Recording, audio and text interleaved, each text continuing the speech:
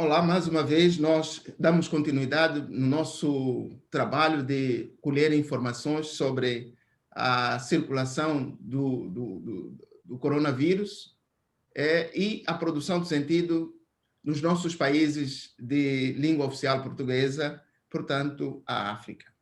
E hoje estou com a doutora Feliciana, que vai fazer, portanto, a sua observação sobre como a República Democrática de São Tomé e Príncipe ressente e ou sente, vivencia, portanto, essa pandemia que está a assolar o mundo inteiro. Doutora Feliciana, que bom, muito obrigado pela sua gentileza em tecer as suas observações como profissional na área de saúde e que também está vinculada, é claro, a essa situação da pandemia.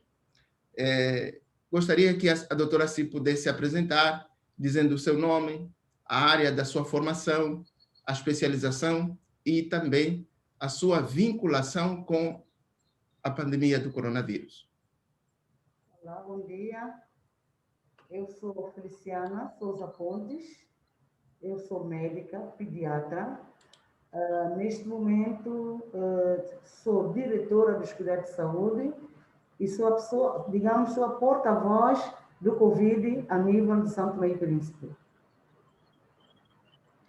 Que ótima observação e depoimento daquilo que é a sua formação e também a sua área de atuação. No contexto de São Tomé e Príncipe, a observação do vírus, da circulação do vírus a nível mundial, que teve origem no dia 1º de dezembro de 2019, cujo primeiro caso foi apenas diagnosticado dia 31 de dezembro do mesmo ano. Na sua opinião, como profissional de saúde,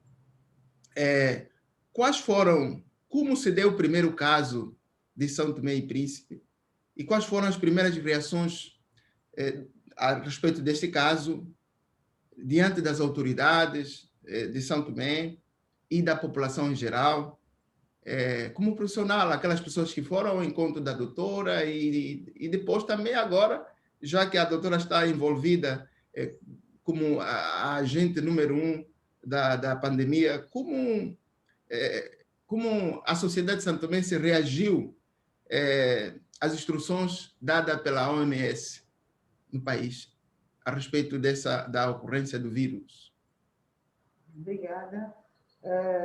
Logo após o anúncio, né, dos primeiros casos na China, em dezembro deste ano, né, do ano passado, a primeira coisa que as autoridades sanitárias fizeram, nós, a nível do Ministério da Saúde, contactamos a Organização Mundial de Saúde para nós nos inteirarmos, de fato, do que é isto, desta pandemia, o que é que podemos fazer, qual é a nossa rol de ação. Após este contato com a Organização Mundial da Saúde a nível do escritório aqui em São Tomé e Príncipe, foi-nos orientado para nós fazermos um plano de contingências das emergências. Trabalhamos durante o mês de janeiro, fevereiro, e trabalhamos sobre o plano de contingência, fomos trabalhando na parte da preparação para evitar, portanto, a entrada do vírus. Mas fizemos todo o trabalho, o plano foi aprovado, com o apoio também dos outros parceiros, estou a falar do PNUD, estou a falar do Unicef, os outros parceiros que apoiam o São Tomé e Príncipe em matérias de pandemias e não só, e começamos com as medidas preventivas, aquelas medidas básicas que toda a gente sabe, o distanciamento social, lavagem das mãos, evitar aglomeração, o uso de máscara ainda não estava, mas depois veio entrar na tona, e fomos começando essas medidas preventivas. Mas ao longo do mês de abril, tivemos o primeiro caso. Primeiros casos das pessoas que vinham de Europa, e nesta prevenção, né, que nós estávamos nas medidas, fomos colhendo, fomos observando, as pessoas começaram a ter alguns sintomas e foram aparecendo os primeiros sintomas e os primeiros casos após testes que nós não fazíamos aqui no país, tínhamos que fazer os testes de PCR fora, mas descobrimos os primeiros 2 casos. Aí começamos as medidas de resposta. Certo. Não sei se posso continuar. Sim, sim. Ok. E no mundo inteiro, quase, aproximadamente 60 milhões de pessoas foram contaminadas. Dentre estas, mais ou menos, vai por aí 35, 36 milhões de pessoas foram recuperadas e quase 2 mil ou 2 mil pessoas perderam as suas vidas. Em São Tomé, em termos quantitativos, quantos casos foram diagnosticados, quantos casos deram a óbito e quantos foram recuperados? Se é possível, a doutora fazer assim uma explanação estatística. Posso sim. Até ontem, nós tivemos um acumulado de pessoas confirmadas com Covid, 985, certo? Total de pessoas recuperadas até ontem, 928. Temos acumulados de óbitos, 17 óbitos acumulados. Neste momento, pessoas em ativa com Covid em São Tomé e Príncipe são 40, cujos 39 estão em isolamento domiciliar e um no hospital campanha. E Sim. tivemos ontem 3 casos novos. 3 casos novos. A doutora já fez uma menção de que o primeiro caso teria sido, ou os primeiros casos teriam sido, portanto, portados de fora da Europa. Este, portanto, seria a trajetória do vírus? Ou vieram alguns casos do continente africano mesmo, ou também da contaminação local? Estes primeiros casos foram contatos das pessoas que vieram, de facto, da Europa, os 2 primeiros casos. Depois disto, o governo tomou as medidas necessárias. Tomou a medida, como todo o país, como todo o mundo, nós fizemos o fecho das fronteiras, sabe, nós somos uma ilha, a nossa fronteira seria marítima e aérea. Fomos tomando as medidas, as pessoas que vieram da Europa, nós fizemos tipo de, digamos, de quarentena compulsiva a essas pessoas todas, com as medidas recomendadas, com a colheita do PCR. A princípio, nós não fazíamos o PCR no país, fazíamos colheita de amostra, mandávamos amostras para Gabão, mandamos amostra para Guiné Equatorial, mandamos amostra para Gana, mandamos amostras para Portugal, mas desde junho nós instalamos já o nosso laboratório cá em São Tomé e Príncipe e já fazemos o nosso PCR também, já aqui no país, desde junho deste ano. Ok. É possível fazer um cálculo de alguns aspectos que sinalizam o impacto do vírus junto à população santomense, como, por exemplo, o impacto econômico, o impacto social, o impacto cultural, o impacto educativo, no campo educativo? Por exemplo, as aulas continuam normalmente em São Tomé? Como está funcionando essa... Que consequências, poderíamos assim dizer, trouxe a pandemia do coronavírus para São Tomé e Príncipe? É assim, a pandemia do coronavírus, como em todo o mundo, trouxe as suas consequências. Obviamente que o São Tomé e Príncipe não ficou de fora. Nós, a nível da educação, o governo, dos primeiros momentos, as primeiras medidas que o governo tomou foi o encerramento das escolas. Todas as escolas foram encerradas para evitar a propagação do vírus. As atividades culturais foram diminuídas. Praticamente entramos no estado de emergência. No estado de emergência, tudo que é atividade cultural, teatro, músicas, danças, atividades econômicas, as firmas comerciais, mesmo a nível do trabalho, foi-se reduzindo as horas de trabalho, fazendo-os intercalados, um dia sim, um dia não, evitando a aglomeração das pessoas. Portanto, o impacto econômico não poderei falar muito, porque eu não sou economista, não é? Mas isso é que se vê a nível de todo o mundo, o impacto econômico foi grande. Até agora vive-se essa situação. Os taxistas, os comerciantes, os fazedores de músicas, estamos todos com aquela dificuldade, porque não se pode aglomerar, os hotéis têm pouco hóspede, digamos assim, por causa do fecho das fronteiras, e é uma situação que abrange todo mundo e Santo Tomé não ficou de fora. Em relação às escolas foram reabertas agora, cumprindo as regras do distanciamento, há escolas que fazem regime triplo e regime duplo, mas, no entretanto, cumprindo as orientações, evitar aglomeração, uso de máscara, lavagem das mãos, começou-se a introduzir lavatórios a nível da praça da cidade toda, a nível das firmas comerciais também colocou-se lavatório, evitando entrar muita gente nas lojas, uso de máscaras em lugares fechados. Portanto, são orientações que até agora, neste momento, Santo Tomé e Príncipe tem estado a fazer. Nós passamos de estado de emergência para o estado de calamidade, depois passamos para o estado de alerta, voltamos novamente para o estado de calamidade, tendo em conta o aumento de números de casos que começamos a ter novamente. Mas, nesse momento, a situação parece estar estável, com altos e baixos, né? Mas estamos ainda nos estados de calamidade neste momento. Agora, falar em impacto econômico, talvez seria um economista, porque eu não entendo bem desta matéria, mas eu sei que as pessoas estão fragilizadas, as economias estão fragilizadas, os pequenos comerciantes estão com problema, porque têm pouco cliente, não têm como comercializar as suas. Nós somos um país fechado, tudo tem que vir de fora. Portanto, esses impactos econômicos vivem-se mesmo também aqui em São Tomé e Príncipe. Certo. Então, quase que a nível do nosso país, dos nossos países africanos, a situação da pobreza ela é extrema. E com a situação da pandemia, acho que a vida se agrava cada vez mais, não é assim mesmo?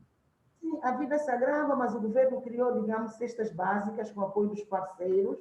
O governo criou algumas cestas básicas para a população mais fragilizada, as populações mais carenciadas, a nível do Ministério de Solidariedade e Família. Foi-se distribuindo alguns cabazes para as famílias mais carenciadas.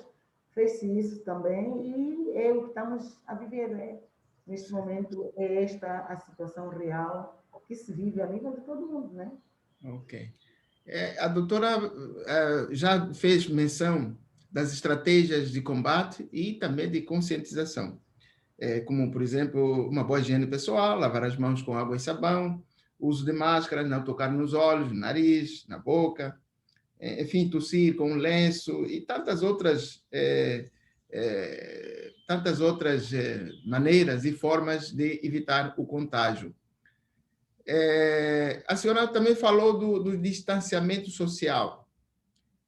Como a população santomense está vivendo este distanciamento social? É possível viver um distanciamento social quando a população vive à base do mercado informal, enfim, falta de recursos e situação. Num país onde a pobreza é notória, é possível falar-se de um distanciamento social? No caso de São Tomé e Príncipe? Você tem que orientar. Uma coisa é você orientar as medidas básicas que tem que se fazer, outra coisa é a prática diária. Fala-se, o governo ditou essas regras, têm que ser cumpridas. Mas você conhece bem São Tomé e Príncipe. Vou te dizer uma coisa. Você viveu aqui em São Tomé e Príncipe, você sabe que o São Tomé se diz ver para crer. Então, um dos maiores problemas, você sabe, né? Ver para crer. Um dos maiores problemas que nós temos aqui em São Tomé e Príncipe, para ser franco e honesto, as pessoas não acreditam na doença. E de as pessoas não acreditarem na doença, leva que o governo, de vez em quando, tem que tomar algumas medidas mais duras. Porque se você não acredita na doença, obviamente você não quer lavar as mãos, obviamente você não quer fazer distanciamento social, obviamente você não quer usar as máscaras. Mas, na televisão, na rádio, os pessoal de saúde, nós temos que trabalhar com a população de modo que ela perceba que, na verdade, nós estamos numa pandemia e que as pessoas têm que cumprir essas regras. É verdade que o distanciamento social na rua vai ser difícil, mas, sobretudo, nos edifícios fechados, nas escolas, estamos a tentar fazer. É difícil, mas temos que fazer. Não se pode dizer não faça, porque se você diz não faça, você está a contribuir para a propagação da doença. Então, temos que insistir no distanciamento social, lavagem das mãos, uso de máscara, mas uso correto das máscaras. Porque não vale a pena estar com a máscara no bolso, ou estar com a máscara debaixo do nariz, Está com máscara debaixo da boca, colocando na ala das orelhas, dizendo que estás com máscara. Tens que usar a máscara corretamente, tapando a boca e o nariz e cumprindo o distanciamento. Sobretudo, lavagem das mãos constante. É esta a nossa luta, nós estamos a trabalhar. Nesse momento, estamos a fazer comunicação de risco para que a população entenda o outro paradigma o porquê que usa máscara, o porquê que lava as mãos, o porquê que tem que fazer o distanciamento social. É esta nova dinâmica que nós estamos a trabalhar com a população. Porque, de fato, é difícil. A população de São Tomé gosta de festa, gosta de abraço, mas são situações que, neste momento, não é permitido. Nós não podemos coabitar com isto, porque não vamos esperar que muita gente morra, pois para nós tomamos as medidas, não é? Exato. A doutora, quando falava, deu uma impressão de que o surto da pandemia parece ter tido já duas fases. Primeiro, a fase da própria, portanto, da entrada do vírus em São Tomé, e que houve, até certo ponto, um movimento de ascendente, descendente e ascendente novamente. A senhora acha possível, ali em São Tomé, dentro da nossa cultura, eu sou angolano, e a nossa cultura, e também a senhora falou que há pessoas que não acreditam, ver para crer. A senhora percebe alguma coisa que indicie a procura, portanto, de soluções da pandemia em outras áreas fora da saúde? Por tipo, recorrer aos ritos, à tradição, para não ir à saúde, para não ir ao hospital, ou algumas pessoas que minimizem, como a senhora também falou, que algumas pessoas, isso não é nada, é simplesmente o marketing, é como se a doença não existisse. Ver para crer. Como aqui no Brasil, por exemplo, houve, inclusive, pessoas ligadas a instâncias superiores, instâncias governamentais, que minimizavam o coronavírus, taxando-a como se fosse uma gripezinha.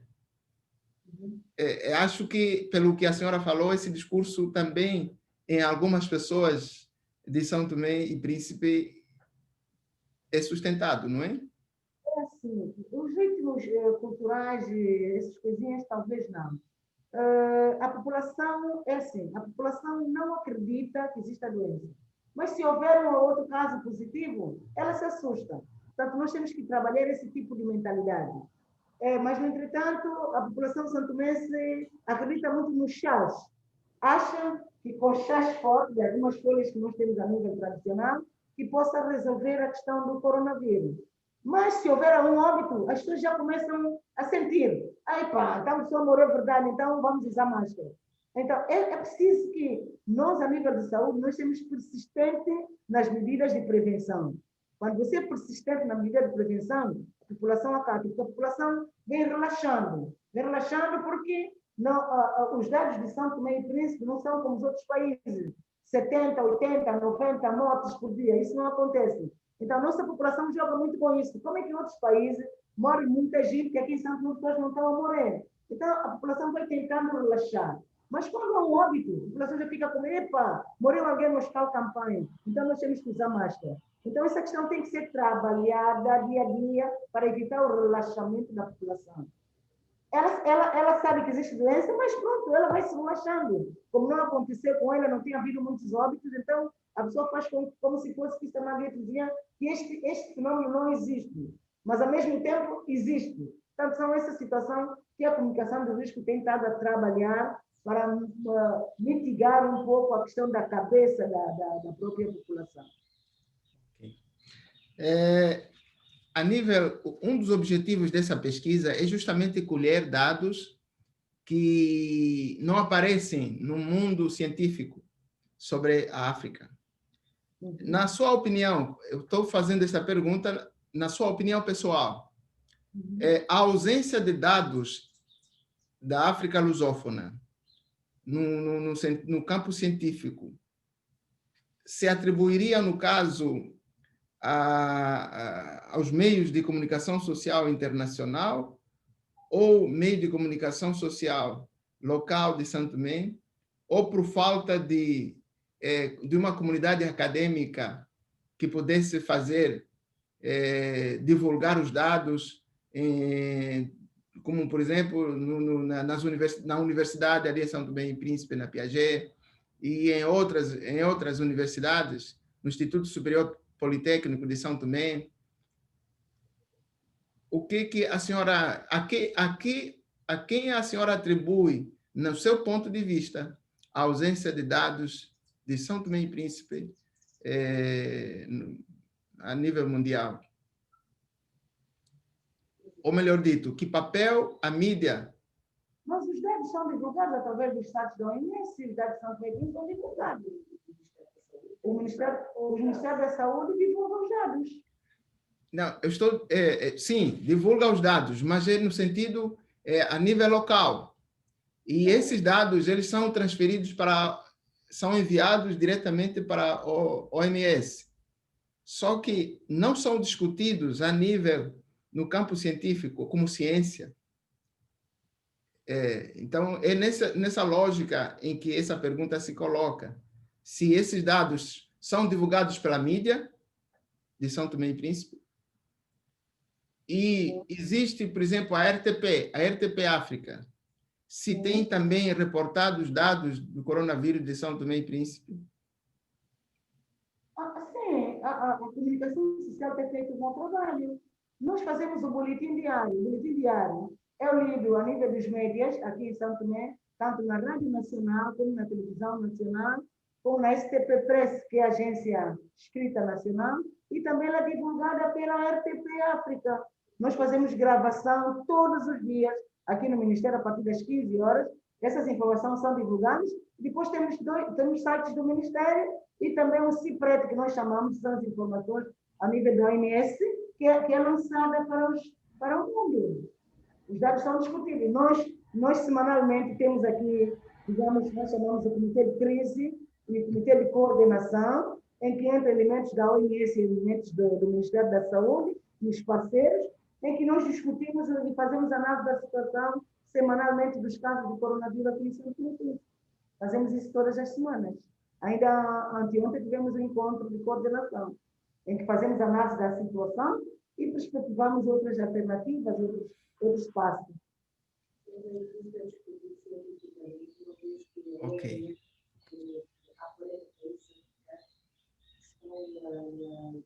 Nas listas deles, da qual precisam da vacina e que é preciso valores, e sobre esses 40 países que não fizeram uma média. Como tal, São Tomé e Príncipe tem todos os dados científicos necessários nas páginas de conversação científica da OMS, inclusive em português. O Ministério da Saúde também tem um site, o próprio site, não é página do Facebook, é um site do Ministério da Saúde, em que estão agregados todos os dados epidemiológicos desde o início da pandemia, desde o início de abril, se não me engano, que começou o estudo em São Tomé e Príncipe. Lá está tudo desagregado a nível de distritos, a nível nacional, a nível de casos que tenham sido desde os óbitos, a recuperações, aos testes internos, externos, o tudo está nesse site. Que é um site que, se quiser, depois nós poderemos facultar o link para poder também fazer a consulta. Ok? Tá certo. Vou estar com a assessora de imprensa e ela tem informação. Certo. Como soa na voz da população santomense a situação da vacina? Nós sabemos que nas nossas, não só na África, nos países do terceiro mundo em geral, quando se fala de vacina, e uma vacina que vem de fora, da China ou dos Estados Unidos, seja lá de onde for, falar da vacina é falar da redução da taxa de natalidade e falar de outras leituras que se possam fazer sobre a vacina. Como a população de São Tomé e Príncipe recebe essa notícia da vacina? É assim, essa vacina ainda não está sendo divulgada. Nós estamos ainda a trabalhar, a nossa equipa técnica tem estado a trabalhar sobre a aquisição das vacinas. Portanto, a nível da população, ela ainda não está sendo divulgada. Após o nosso trabalho técnico, é que vamos começar a fazer a divulgação da vacina. Ainda estamos a trabalhar com os nossos parceiros, com a Gavi, Banco Mundial, OMS, estamos a trabalhar, criamos uma equipa técnica. Ainda ontem fizemos a primeira reunião para o trabalho e depois desta reunião é que nós vamos começar a divulgar a questão das vacinas. A população ainda não está por dentro da questão de vacina, pelo menos aqui em São Tomé e Príncipe. Ainda não. Estamos no trabalho técnico ao nível do Ministério. Ok. Então, uma das últimas perguntas. Depois dessa pandemia, São Tomé, o que será São Tomé depois dessa pandemia? Será como era antes. Mas um país alegre, um país agradável, é uma ilha que as pessoas gostam de visitar, um povo alegre, e vamos tentar recuperando aos poucos o impacto da Covid, mas vamos tocar a vida para frente. Com a ajuda dos nossos parceiros, com nossos recursos internos, temos que tocar o país para frente. Que lições a senhora, como observadora e também como técnica de saúde, que lições a pandemia vai deixar, tanto no sistema da saúde, quanto no sistema social, assim? Não, a pandemia, nós vamos tirar grandes lições, e nós temos que estar preparados para tudo, e temos que ter um bom sistema de saúde, em que nós podemos responder às nossas necessidades. A pandemia veio nos mostrar que nossos sistemas de saúde são frágeis, que temos poucos recursos, precisamos de ter mais quadros preparados, precisamos de ter mais especialistas, precisamos de abrir mais o país. Os impactos econômicos são enormes, nós temos que ver como é que nós vamos dar a reviravolta em relação a essa situação dos impactos econômicos, mas a pandemia deu-nos uma lição que o mundo é um só e que nós todos estamos no mesmo mundo. Portanto, isso é uma lição que vamos tirar e que talvez a pandemia a lição que podemos tirar do mundo é que todos somos um e todos somos, o mundo é só um mesmo. É o que eu posso dizer, porque isto não afetou só um país, afetou o mundo todo, e o mundo todo está neste momento a lutar contra essa pandemia, e eu penso que a vacina talvez será a nossa salvação. Ok. Doutora Feliciana, poderia deixar as suas recomendações, dando sequência àquilo que a senhora falava há pouco, embora a senhora tivesse falado direcionada para São Tomé e Príncipe, poderia abrir o leque desse discurso para o CISECO, que é a comunidade científica?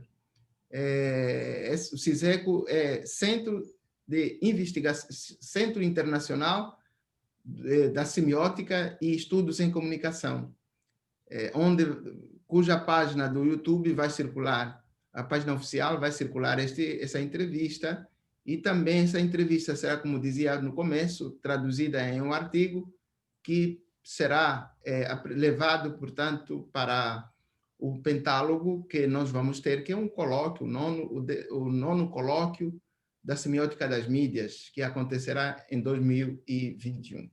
Então, uma mensagem para a comunidade científica que se reunirá a nível internacional na cidade de Japaratinga, no estado de Alagoas, aqui no Brasil.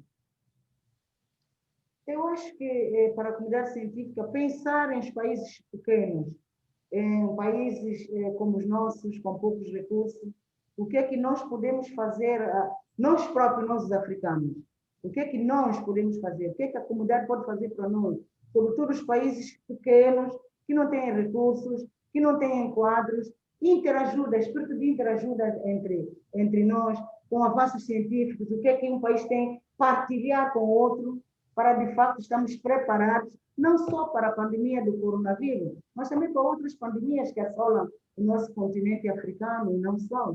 Portanto, eu julgo que essa comunidade científica deve pensar nos países com menos recursos e deve pensar na partilha dos encontros, na partilha dos conhecimentos para ajudar a melhorar o estado frágil de saúde que cada um dos nossos países apresenta. Bendito, doutora Feliciana. De facto, um dos objetivos, aliás, o objetivo primordial dessa entrevista é justamente esse, partilhar o conhecimento. Muitas vezes a gente encontra dificuldades para fazer uma entrevista, com a base de experiência. Até agora, eu entrei em contato com o Hospital Central de Maputo, encaminharam-me para um setor, e fui para aquele setor, me encaminharam para outro setor, e até agora ainda não obtive nenhuma resposta para manter o primeiro contato com um profissional da saúde, a fim de colher alguns dados que, de certeza, serão dados transformados em conhecimento acerca da circulação da pandemia do coronavírus e a produção do sentido. O que é a produção do sentido? Produção do sentido é justamente aquilo que a senhora acabou de dizer sobre o que o povo diz, a sociedade diz a respeito, a sociedade civil diz a respeito desse problema do vírus. Aquilo que o Estado santomense diz a respeito do vírus. A resposta que o Estado e o Ministério da Saúde dá a esse problema, a essa problemática do coronavírus. E então a comunidade científica reúne esses dados, traz para o campo, o areópago da discussão e se tece um texto que será, portanto, a consciência daquilo que é a própria pandemia no mundo, sobre os fluxos, as causas, os impactos, as consequências, as lições que o mundo tira, e dentre essas lições, justamente a doutora acabou de dizer, o mundo é só um, e que os conhecimentos precisam ser partilhados, deve haver uma solidariedade. Ou seja, estamos nos direcionando para aquilo que são os ideais de uma verdadeira sociedade, de um verdadeiro planeta, a fraternidade, a igualdade e a irmandade. Somos todos filhos deste planeta, que se chama Terra. Muito obrigado, doutora Feliciana, por ter aceito este convite.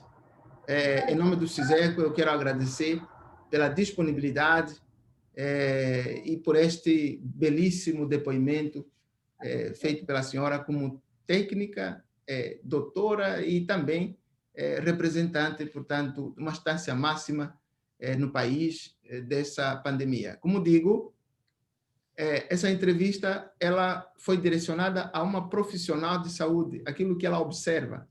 Não está vinculada a uma instituição que se chama governo ou Estado de São Tomé e Príncipe, não tem nada a ver, mas é simplesmente uma partilha de experiência sua como profissional de saúde. Muito obrigado. Obrigado, vamos falando, fique bem, bom trabalho, se disponha. Tá certo. Que Deus abençoe e salve São Tomé e Príncipe. Obrigada, seu padre. Amém. Tá certo. Bem, até já. Ok, até já. Então, nós acabamos de conversar com a doutora Feliciana, que é doutora pediatra de São Tomé e Príncipe, e que está, portanto, agindo e atuando na área da saúde com esse surto do coronavírus. Assim, encerramos a nossa entrevista, esperando que pela próxima estejamos com alguém de Cabo Verde e ou, então, de Moçambique, que são os 2 últimos países que faltam para terminarmos esse nosso ciclo de entrevistas com os PALOPs, ou então os 5 países de língua oficial portuguesa da África. Bye, bye. Tchau, tchau.